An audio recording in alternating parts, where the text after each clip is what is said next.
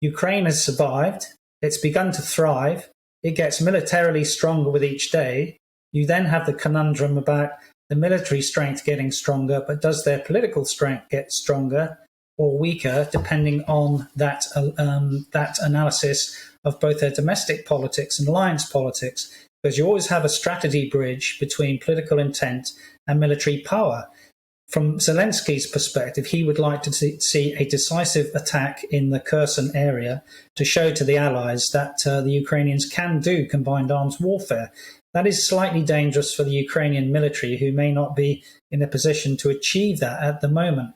But I think what they can achieve is, I think that the Ukrainians in the short term, probably in the next 6 weeks, can kettle and crush the Russian forces which are on the west of the river, because they're hemmed in really by 3 rivers. That's the river Pivdeni, the Dnipro, and the Inhalut. So I do think the Ukrainians on the west side of Kherson can kettle and crush those Russians and force 20,000 to surrender.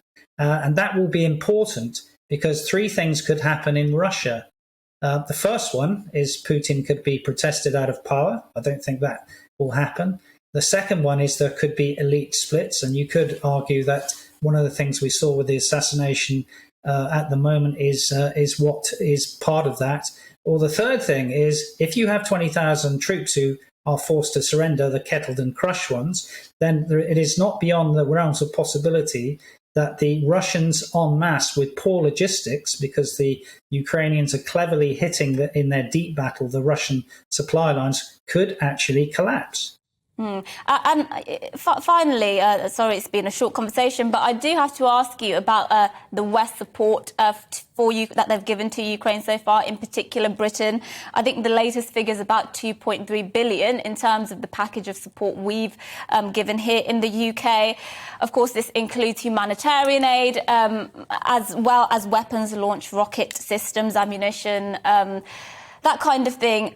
Do you think the British appetite for giving more money to Ukraine will wane over time? Because, of course, the thing in the national headlines at the moment is all about the cost of living. And 2.3 billion is not an insignificant sum. War support depends on 3 things: domestic politics, alliance politics, and perceptions of Russia. There are appeasers versus believers. I'm not in the appeasers camp. I believe that the Ukrainians should win, and we should support that both in diplomatic, military, economic, logistic, and financial support.